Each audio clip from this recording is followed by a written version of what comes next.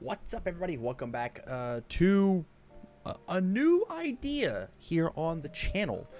Big shout outs to Andrew Holder for giving me this idea. He's like, yo, I want to see this piece of content exist, but I'm not going to do it. So, damn, you should do it. And that is, if I buy 2 Mirio starter decks, and I've got four of every card, what's the best way to make the best, most competitive Mirio deck that there is? So let's jump into it. A little pre-framing before we jump in. This is not a card-by-card explanation of what each Mirio card is going to do. What I'm going to do is I'm going to talk about the tactics and strategies utilized that I think are going to make the most high impact of the 2 starter decks that you could go take to locals. In fact, that's what I'm going to do. After I'm done building these decks, I'm going to go take these to 2 webcam events, and we're going to see how they stack up versus the rest of the field. So with that said, let's jump into it. So, obviously, I don't need 2 Mirio character cards. So we're going to take this and we're going to put it in the I'm not playing pile. I'm putting Mirio in the I'm playing pile. Obviously, I'm going to play my 1-sleeved Mirio. The next thing that I want to do is I want to take and look at the attack lineup, because we have to figure out, how do we close the game? How do we win? And so we're going to take and we're going to spread these out by their difficulties and take a look and value the strategies that come with all of it. So a lot of 4 diffs and then a 3 diff down here at the bottom. And then all of these. So upon looking at what this starter deck wants to do, right? And I'm much more familiar with what Mirio wants to do rather than Overhaul, is we've got 2 ideas. Zone mix-up, right? Zone clearing, big bombs, using things like Schoolyard Smackdown, Flying Scissor Kick, or mono mid printed, and then big bomb being Phantom Cross. So an attack lineup could be something like this, and these are our 2 outliers. Or it could be something like this, with these being our 2 outliers and not being played. The fact that this card cares about having mid attacks or printed zones in your card pool makes it feel a little weird, but I'm not in love with it as an idea. And this card being kind of it feels really cool at the end of a string, but I'm not positive that it has a high enough impact to be played. It does feel pretty good to play this as like your 3rd card, check a 5, not commit anything, and then it swings in for 5. But I think that I value these cards slightly more. But we'll just have to see. The number one thing that I want to talk about is like, what's the bread and butter, right? The number one thing that the best card that I think that's in the deck is Phantom Punch. It's a 1 high block. If its zone is changed, it gets an extra 2 speed. Mirio gives it 2 damage. I'm playing 4 Phantom Punches. There's no way that we're not. This is going in the I'm playing pile. I'm playing 4. From there, I think the next best card in the deck is Repel Strike. This card being huge stats. It's a 5 whatever for 7. When its zone is changed, they commit a foundation. I commit a foundation. They commit. They change the zone again. It gets 1/1. So it's a 6 for 8 with stun that says after it resolves, build it face down so it clears my own card pool. I'm playing Repel Strike. Not to mention, it's got an incredible 1 mid block, right? I'm playing at least 3 Repel Strikes, and we can talk about the 4th one. Here's the maybe pile. The next one that I want to talk about is Flying Scissor Kick. We haven't seen it yet, but we've got some pretty incredible flip foundations. And this card's saying if it's not completely blocked, I get to unflip a foundation. Not to mention it being a quality low block. That also counts as a mid block for safety strats. Feels very good. I am thinking triple Flying Scissor Kick. The reason we're not playing the 4th is exclusively because it's a 5 diff. But it's going to go, the 4th one's going to go in the maybe pile, depending on if we have to sure out some numbers. I think my goal here is to try and play 17 attacks and see what the rest of my foundations look like. From here, let's talk about the other 5 diff. I love Schoolyard Smackdown, and I like the fact that it is a quality high block that clears my card pool, and it has the powerful keywords. So not only can I use Mirio on defense to use that momentum that Mirio gets on defense, but I can now use it on offense. I like Schoolyard Smackdown, but I think it is just a 2 of. I think that having it at the 2 of feels very good, and I'm not positive that we need more. Now on to the last 2 4 diffs, right? Phantom Clothesline, Banishing Repel Strike. Banishing Repel Strike has EX on it and lets me selectively commit my opponent's foundations. This card's a 4 of. We obviously play 4 of this one. And then from here, before we go on to Phantom Clothesline, we get to, like, count our attacks, right? 1, 2, 3, 4, 5, 6, 7, 8, 9, 10, 11, 12, 13, 14, 15, 16. Play 1 of, make it 17. So now we have the choice, right? We get maybe a 1 of these, or we could go a little attack heavy. We could play 1 of each and see what we like. I don't mind that. I think that's kind of neat. We could even take and toss in the extra Schoolyard Smackdown. 17, 18, 19, 20, 21. 21 attacks is not bad for a starter deck that's trying to be aggressive. I think for the time... Oh, this is 15. 1, 2, 3, 4, 5, 6, 7, 8, 9, 10, 11, 12, 13, 14, 15, 16. Yeah, I think for the time being, it's just going to be double Phantom Clothesline. And the reason is these cards are looking for other cards in the card pool, whereas this card, much like Banishing Repel Strike, this card says it selectively commits one of their cards. This card can do that and not be a mid-zone. If my rival is taking damage this turn, seal a card. That feels very, very good. And it's another high, so that Schoolyard Smackdown, like the line can be Schoolyard play this, then Schoolyard Smackdown, and things happen. I like that. I like that. I like that. Okay, so here's our attack lineup. And if this isn't getting us, we could possibly just play more 5 diffs, but I think that's probably not right. Now that I'm looking at it, and we're going to take, you got to sit here and you got to deck build, you got to brew.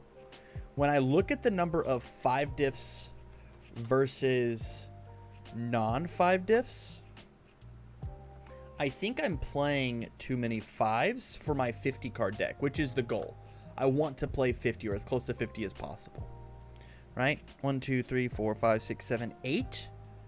8 of my 17 attacks. I think I'm supposed to take one of these Flying Scissor Kicks out. And I think I'm going to play a Spicy Phantom Charge as a 3. And the reason is, it still has this same low block, right? It's still got the same 2 low. But this card's a 3 diff and this is a 5 diff. These feel very good to play early. These feel way better to play late. I think that's our list. There is our attack lineup. It's now in the I'm playing pile. Let's look at our foundations. We're going to lay these out in block zones. Combat decisions. Oh, we're going to lay them out one at a time. Combat decisions. Humble hero. Nice try. Permeation. The big 3. Unbelievable skill. Lemillion of the big 3. Unrivaled combatant. And save a million. Okay. So as we take and we look at the foundation lineup, let's start with the obvious, what do I want to include? Nice Try is an absolutely incredible card, and I think it at minimum needs to be played at a 3 of. Obviously, this number gets to go up and down based on the number of cards that we're deciding to add into the deck, but Nice Try is incredible. Enhanced commit -2 speed. After the move, after your opponent's turn starts, you get to re-ready it. So you get to be very aggressive with what's happening with your attack lineup, and you get to re-ready the Nice Try. That feels very, very good. The next one that's an obvious one to me is I want to play triple Lemillion of the Big Three. I need to see this card on my board. Yes, it is unique, meaning I only get to play one of it on my board, but my moves being mid means my moves get to be fast. Imagine my Repel Strike starting as a 6-speed. Like these cards starting, a lot of them starting mid, or even like hitting a little harder is really, really important. I think Lemillion of the Big Three has to exist here. But I don't think we have the room to play 4. We're going to put it in the maybe pile because we might need it for the block. The next one is just save a million. We have to play 4 of this card because it's the only 0 diff in our deck, right? We have to play the 4 of it because it is going to let us build out as big as we can, right? Up next, I want to talk about Unbelievable Skill. I think this card's not very good, guys. Enhance Destroy, build a slam attack from that dealt damage this turn from your card pool face down. If our moves deal damage, we want them as momentum for our stuff, whether it be Schoolyard Smackdown or Mirio himself. I think we straight cut Unbelievable Skill.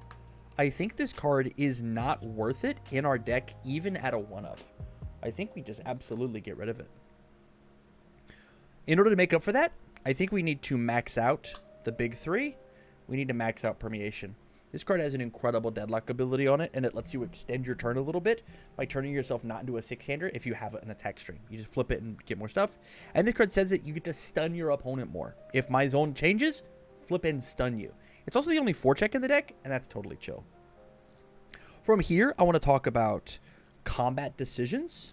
Combat Decisions is very, very strong because it is the only disruption piece that we have. After my opponent plays 3 cards, I can flip and they commit a foundation. So committing cards on their turn. Up next, Unrivaled Combatant. This card says that flip changes the zone of my punch or slam attack. He gets +1 speed. Feels really good tactically with Schoolyard Smackdown, giving moves +1/+1, as well as Repel Strike, making them commit an additional foundation. And then my last one is Humble Hero. I think Humble Hero is totally chill at a 2-of. Having momentum feels great. Having momentum feels very, very good. It is a panic button for Mirio. Truthfully, I think we probably could just get away with the 1, and we probably just want to play more Nice Tries. But let's count our foundations and make sure that we have enough cards, right? So this was, let's double check our numbers. 1, 2, 3, 4, 5, 6, 10, 11, 12, 13, 14, 15, 16, 17, 18, 19, 20, 21, 22, 3, 4, 5, 6, 7, 8, 9, 30, 1, 2, 3, 7, 8, 9, 40, 41, 42, 43, 4, 5, 46, 47, 48 for 950. I need 3 more cards. I don't like Unbelievable Skill or Lemillion of the Big Three. I think that we are okay foundation-wise. Now we get to take and we get to put in some cool tech pieces. I get 3 more cards. So let's take and stack all these together. All right, I'm into it. I'm into it.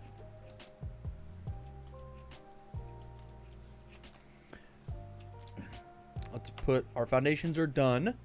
Let's revisit our attacks and we get 3 more. Right?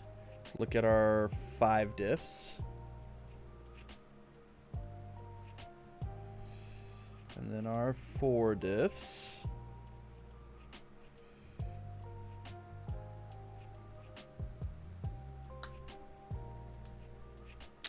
So the question is do we want another Schoolyard Smackdown? Do we want to try the Phantom Cross? Do we want to play another copy of Phantom Clothesline? Do we want to play another copy of Phantom Charge? These are the 4 options that we really have, right? I like the idea of 1 Phantom Cross, 1 Schoolyard Smackdown, 1 Phantom Charge. I think that this is a really neato gotcha card, right? It's a 5 mid for 3, which might feel really, really good just to, like, as a poke, poke them for a 3 damage move they don't want to touch, and then just steal my momentum and then have it. All these other moves feel like my opponent really wants to block them, whereas Phantom Charge as the opener doesn't feel that way, and as the closer, right, works with 1, 2, 3, 4, 5, 6, 7, 8, 9 other cards in our deck. That should be okay, right? Even if it just gets an extra 2 damage, this being a 5 for 5 4 diff is probably just good enough, right? In fact, that might even just like be the answer. This just being a 5 for 5 might just be good enough. Maybe it's better than what Phantom Clothesline's got going on. You know what? Now that I'm looking at it, I think that's actually the case. I think we actually want to cut Phantom Clothesline. Just play 2 more Phantom Cross. Because I forgot that Mirio just gives it 2 damage. So 4 diff, 5 mid for 5. That's incredible. 3, 4, 6, 7, 8, 9, 10, 11, 12, 13, 14, 15, 16, 17, 18, 19, 20, 21. 21 attacks, including a couple 3 diffs. This looks okay. This is a very, very aggressive deck. But I am here for it. I'm here for it. If you feel like you are checking poorly, the number one thing that I want you to do instead of taking out attack cards is just put in foundation cards. We have 1, 2, 3 foundations that we've opted not to play just to like cut on some numbers. And we still have unbelievable skill that we're choosing not to play as well. I don't think that you need this card. I don't think this card is very good. I would put 3 copies of these in to round out your numbers before I touch unbelievable skill with a 10-foot pole. But there you have it. I think this is... Oh, these don't go over here. I think this is our list. I'm going to lay it out one last time. Nice and big. There's a third one of those, I'm pretty sure. There it is. Double banishing. Triple banishing. Quadruple banishing. And then just a bunch of 4 ofs. 4 of you. 4 of you. 4 of you. 4 of you. 3 of you. 4 of you. 2 of you. 4 of you. Here's the list. Here it is. This is my recommendation for if you want to play Mirio and you want to just upgrade 2 Mirio decks and upgrade it. A Mirio Deluxe, you could say. With that said, if you do decide to play this deck, let me know how it works in the comments down below. What changes do you think that you would make? Let me know. This is obviously, I've never played with this deck. This is what I'm testing out. I'm going to be testing it on a webcam event very, very soon. A link to that video will be in the description down below, so you can see how the deck plays. With that said, you guys, thank you much for watching, and as always, I wish you well.